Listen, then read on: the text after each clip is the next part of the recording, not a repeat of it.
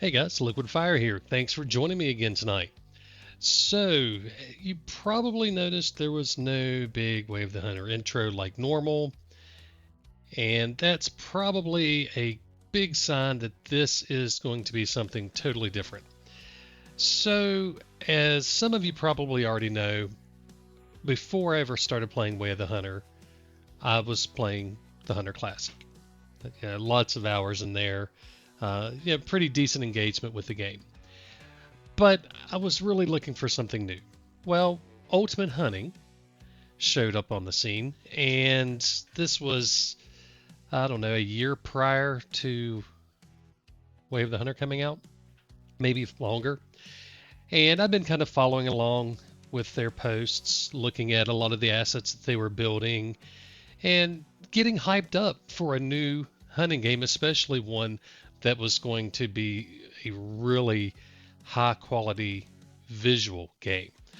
They were looking to do everything in UE5. They were going to try to push the limits in terms of models and all these great things.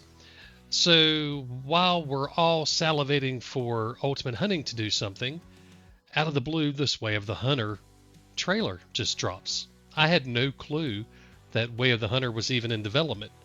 And suddenly this random trailer pops up, and I think a lot of us saw that same thing and jumped on Way of the Hunter. Well, with Ultimate Hunting, they they kind of, I don't know how to say it without it coming across really poorly, but they kind of built their own hype too soon and were nowhere near ready to present anything viable to anybody. They couldn't get a trailer together for, years. And that's not that that's necessarily a bad thing in and of itself, but because of the way they were presenting things, the way that they were pushing all the work that they were doing, the way they were promoting it, it felt like it should be closer to live than what it really was. I won't get into all the details behind why things were slowed down or the numbers or any of that, but they are making progress again. They did finally get a trailer out, and just today, October 24th of 2024, they've released a new little bit of information on what they call their RAGS system, and it's their random antler generation system. So we knew for a while that Ultimate Hunting was going to try to develop a very unique generation system for their antlers. Way of the Hunter approaches it in a completely different way, and because of that approach, we get a lot of very similar looking trophies. In fact, it's probably one of the bigger complaints about the game is that so many of the trophies are just cookie cutter. And it's not that they couldn't expand what they do and create a more unique experience. It's not that they couldn't improve on their code and have it do more for us. But there's a level of effort there, and return on investment for that level of effort. Is it truly worth it? I don't know. That's not my place to say. But what I can say is their current solution doesn't really feel unique, to be honest.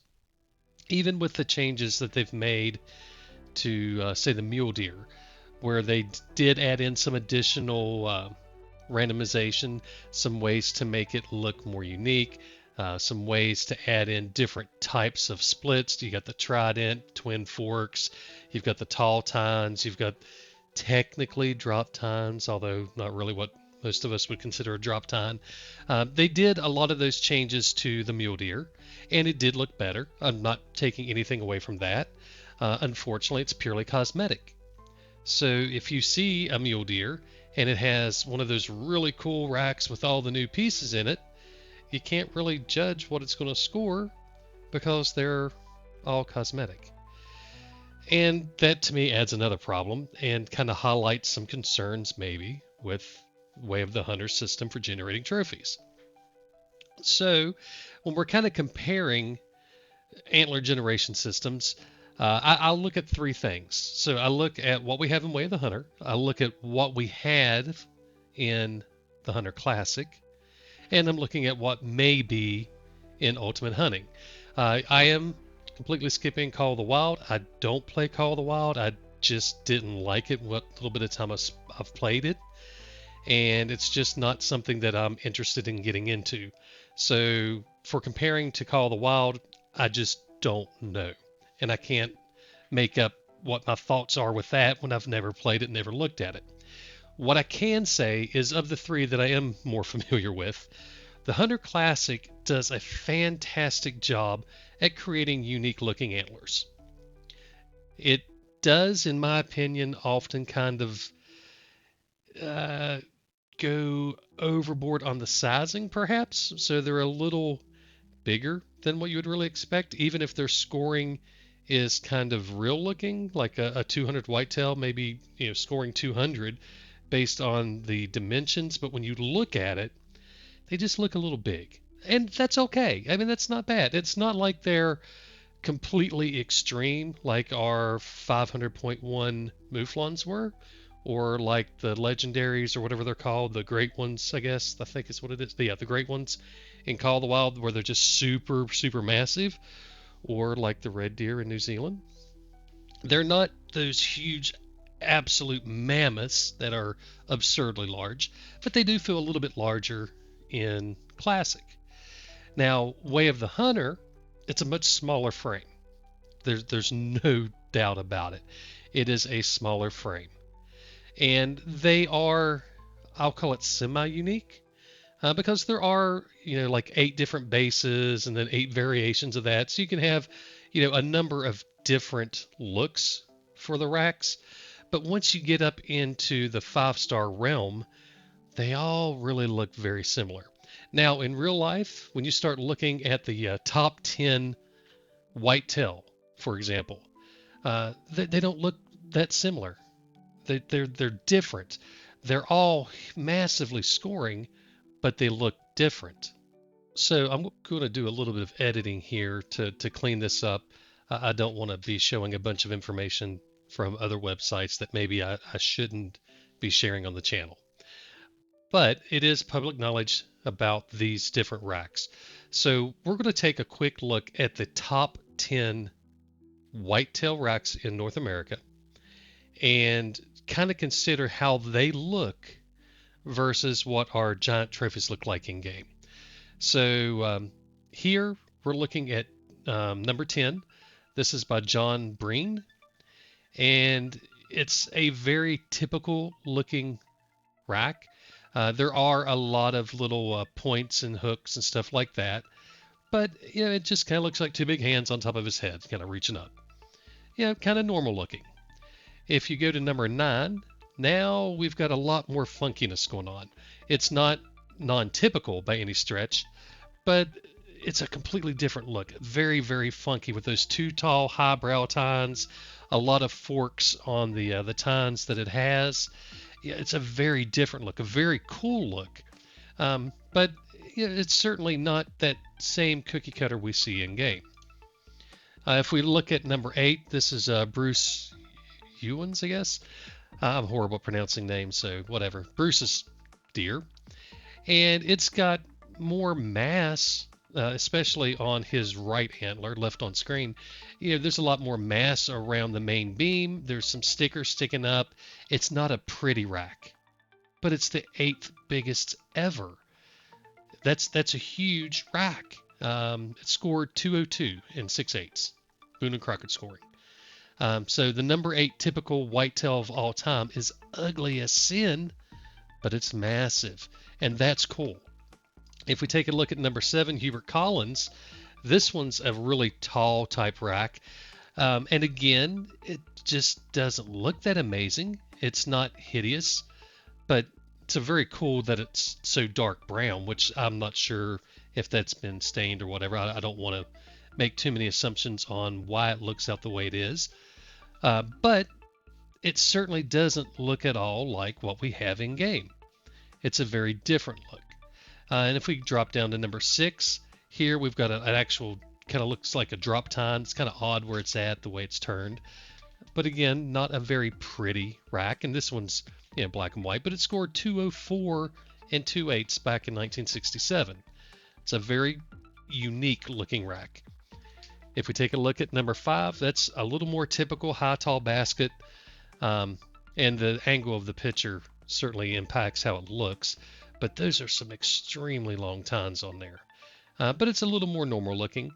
I think it's rather unique the way the bottom main beams are. But you can see it's not a cookie cutter rack. Number 4, Mel Johnson's 204 and 4/8 was taken, what was it, 1960? No, 1965, I think. Kind of your typical look, just janky, but that makes it awesome, and it's huge. If we drop down to number 3, Larry Gibson's, look how wide this guy is. That's a super wide rack. It scored 205, and it's just massive. Big, long, tall tines, not even, but big, long, and tall, super wide, some cuts and curls, some weird stuff on the second tine there, first off the brow on his right. So funky looking a little bit, but massive and super wide. Number 2, now this one just looks completely off. This is not what I would expect out of a whitetail rack at all. It's just weird looking. But it's massive. When it measured out to 206 and 1/8 Boone and Crockett scoring. That's huge. And this deer was from 1914. And then Milo Hansen. Milo has the absolute biggest whitetail taken of all time. It scores a 213 and 5/8 Boone and Crockett scoring, and it was taken in 1993. And this guy is just an absolute behemoth. It's super wide, it's super tall. You kind of lose perspective for how much mass there is on the beams because it's so big. But it's huge. It's a little lopsided, so I mean, if you're looking at it from that perspective, yeah, it's not even at all. It's taller on his left than it is on the right, and the front forks are a little different, and there's different pieces to it that keep it from looking symmetrical, which most of us relate that to being a lower scoring deer in Way of the Hunter. But obviously this was not. This was a monster. So if we just kind of quickly skip through these pictures again, and we'll just go from one back up, just look at how different each of these racks look. And these are all absolute behemoths. They are massive, massive deer. That, to me, is what is missing from the antler generation systems that we have in Way of the Hunter. Now, this is more about Ultimate Hunting and their random antler generation system, which is designed to do more stuff like this. Now, I'm not at all going to say that it's certainly going to create these big, huge, massive things. Who knows? We've not seen it live yet. But it sounds like that's their intent, is to try to make things look much more unique. And one of the things that Raphael said was no two will be identical. And that's huge. If it's true that none of them are actually identical, that's massive. And it's something that a lot of us have been begging for out of Way of the Hunter for a long time. Procedurally generated, completely unique horns on everything. And I said horns, which actually leads into a hang on a second. Sorry. But it leads me to one of the things that Raph called out in the devlog is that it's not just for horn or for racks. So it's not just deer, but it's all of their trophies. So they're going to be leveraging this on antlers. They're going to be leveraging it on horns. They're going to be leveraging it on tusks. And if you take a look at their RAG system video on warthogs, even the warts on their face are going to potentially, it seems, be part of this RAG system. And that's pretty cool. So when we started looking into the RAG system that they're going to use, it looks like as of today, the antlers are going to be handled by RAGs for the Tool elk, the Columbian wow, the Columbian black-tailed deer, and the California mule deer. The horns for the desert bighorn sheep, pronghorn, Cape buffalo, blue wildebeest, and greater kudu are going to be using RAGs. And tusks for the African bush elephant, southern warthog, and wild boar are going to be using RAGs. Now, when they listed the wild boar, they put an ellipse after it, so there may be more. They're kind of asking, and I don't know if it's truly an ask or if it's kind of a hint, but they ask if they should add in the RAGS system for their baboons. So the baboon fangs could be part of it, and the same thing with the Cape hippopotamus. The tusks for it could be generated.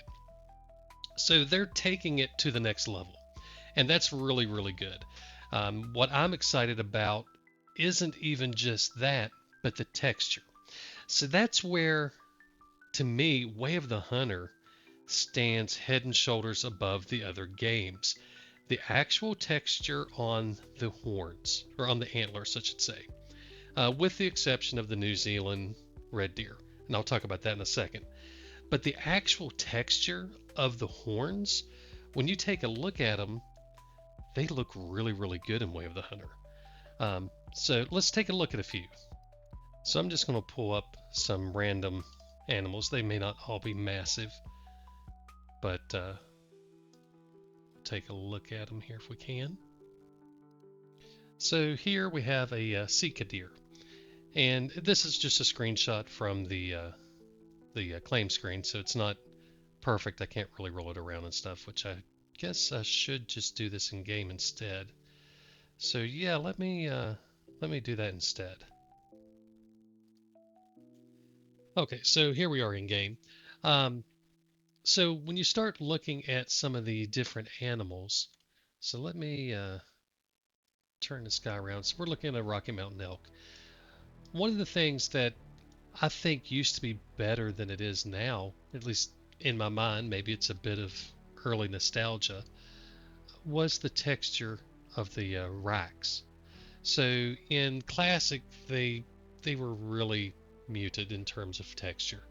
They didn't have a great look, and I know I'm in here where the lighting is a little bit different, where I'm in the inspect screen, but the textures were always pretty good in Way of the Hunter. I think that some animals were better than others.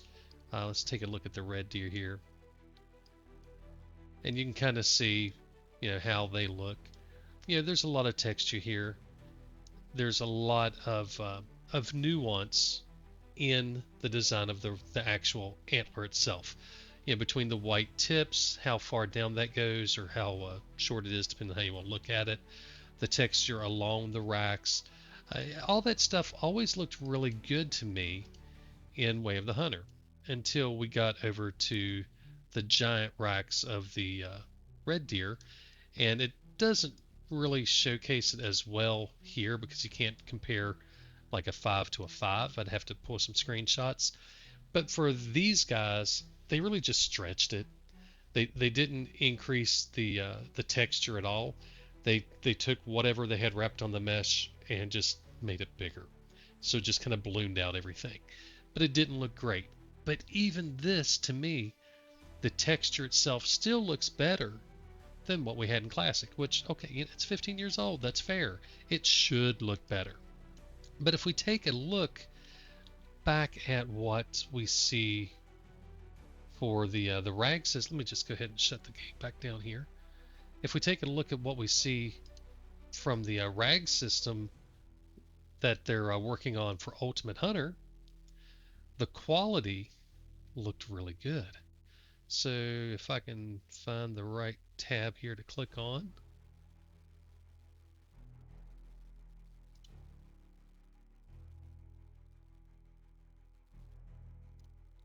Well, I'll just use the video, I guess that would make more sense.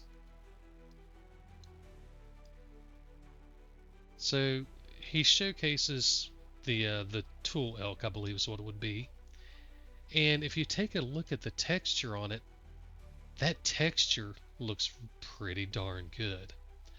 To me, that's the piece that needs to really be a focus. It's not just that the antlers can be uniquely shaped, they can be uniquely curved, toned, whatever, all those different pieces, but the textures need to look good.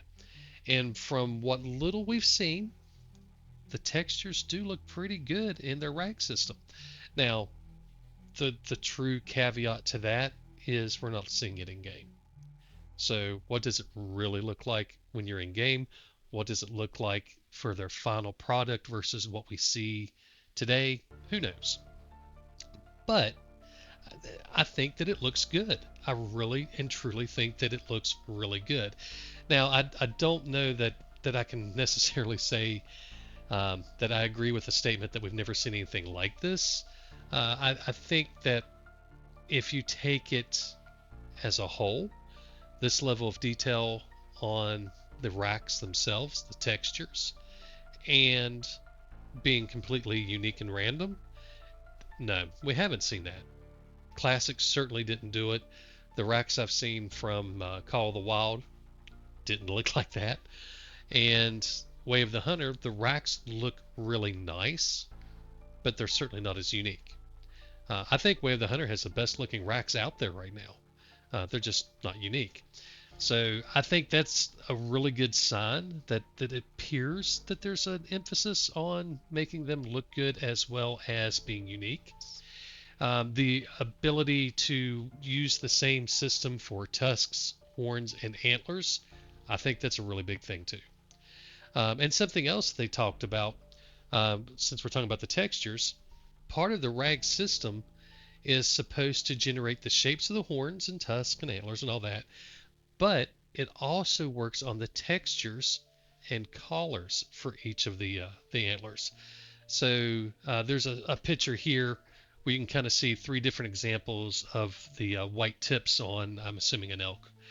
Whatever it happens to be, it doesn't matter. But you can see on the left, you've got more of the entire, we'll just say horn here, but more of the horn is white. In the middle, you can see it's about halfway, and then on the right, it's more at the tip. It's not truly just the tip, but it's more at the tip. So, and oh yeah, it just says this is a tool elk here, if I'd have read.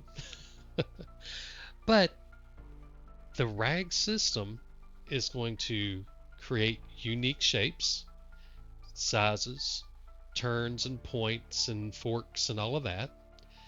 It's going to create the textures for it. It's going to adjust the collaring, and it's going to work for horns, tusks, and antlers. And if you look at when they were changing the model for the warthog, it was adjusting the warts too. Now, I think I read the other day that female warthogs only have the high cheekbone or high cheek warts. They don't have all four. I don't even know if Way of the Hunter does that or not, but or if that's accurate. I just happened to stumble across it the other day. I don't know why, but I saw it. But if the RAG system is going to work with all these different pieces and maybe even baboons and hippos and who knows what else, that's pretty freaking awesome. That's exciting news, and it is. It's just exciting news. So pretty cool stuff coming out. I guess this is probably as good of time as any to mention that I am going to be covering Ultimate Hunting as well. So once it does launch then I will be splitting time between Way of the Hunter and Ultimate Hunting. Currently, I'm trying to get with RAF to get me access to all of their assets and their media stuff. I don't really understand why it's been such a hassle to get it, but he's making me work for it. Um, Maybe it's because I'm not the typical fanboy and I've called out things, and maybe there's a bridge that's got a little charring on it, and that's fair. That's unfortunately that's me. I'm going to be honest. I'm going to be critical, and I'm going to give credit where credit is due. Um, but sometimes it does burn a bridge or two. So I may have made my life a little bit harder for Ultimate Hunting. And if he doesn't give me the assets, doesn't give me access, doesn't let me post on their Discord or whatever for the content creation, oh well, I'll do it anyway. I won't post on his stuff. I'm going to make content either way, and I'm going to play Ultimate Hunting, so uh, maybe nobody over there will see it. I don't know. But it's part of the process. So yeah, I don't know that there's really much of anything else I wanted to get into. Um, I will put the link to the devlog that they posted on the description here, so you guys can kind of jump over and look at it. And I'll try to grab the video for the warthog as well, and the video for the devlog, because they did a regular devlog that was printed, like just Steam devlog, and then they did a little video, and there's a video for the warthog as well. So it's really really good to look through this stuff. It's really neat to see what they're working on. I know there is a ton of speculation about when the game will come out, if the game will come out. At this point, yeah, it's going to come out. I don't have any doubt anymore. I think we're seeing entirely too much work go in at this point to abandon the project. Yeah, it could happen. But I feel like we're looking at something that is going to come in. Now, what's that quality going to be like? Who knows? It may be the greatest thing ever made. It certainly has the potential to be, honestly, it has the potential to be the best hunting game ever. It really does. The things that they're wanting to do, the quality of graphics that they're going to have the opportunity to leverage, this is all top end stuff.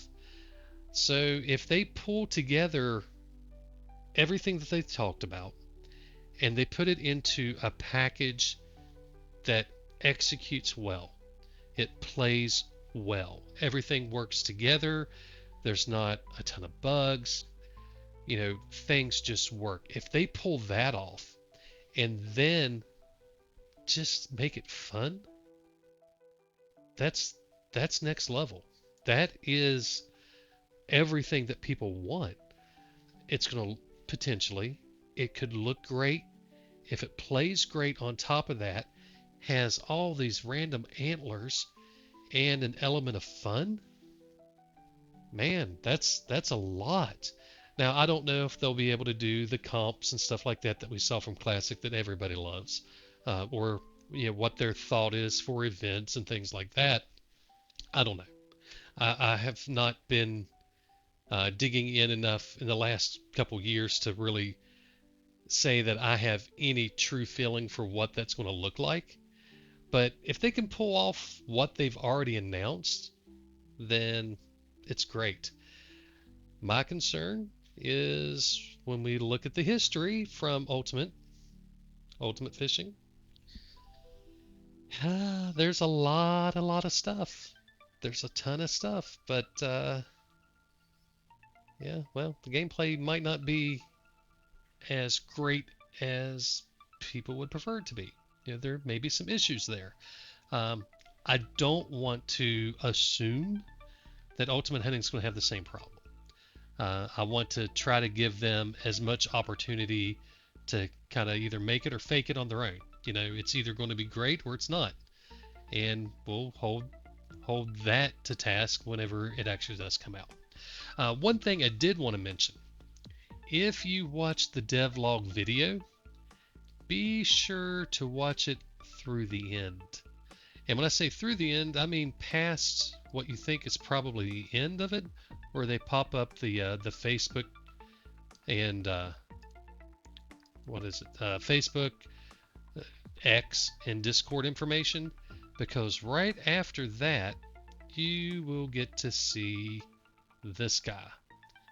And if I'm not sure what the kid is or who the kid is, but that little lizard there is eating a little bit, and I'm gonna be honest, it looks pretty good. So we'll just play it here. We'll just play a little clip of it so we can see exactly what it looks like here. So here we go.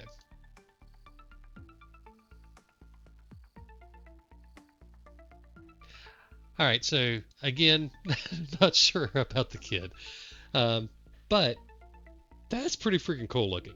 That's pretty cool looking. I think that's a good sign to see that. Um, Kind of a fun piece. I think they kind of added in as a, I don't want to call it necessarily an Easter egg, but kind of a little bonus there. So good on them for that. Anyway, I want to wrap this up here. So kind of the key things is, yes, I am going to be doing some Ultimate Hunting stuff, splitting time between Ultimate Hunting and Way of the Hunter. There is the new devlog from Ultimate Hunting out now. You can go to their Discord. I'm sure it's on their Facebook and stuff too. All their media will have it. But you can get it from there. Links are going to be in the description, so you can jump to stuff directly from this video and kind of take a look at things.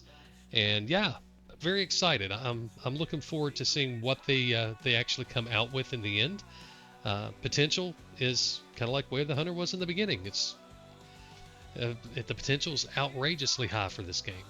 So I'm excited to see what actually happens with it, and we'll kind of play it by ear. If it's great, that's awesome. If it's not, hey, we've got other options. You know, it becomes the next hunting simulator 2 or whatever. It is what it is.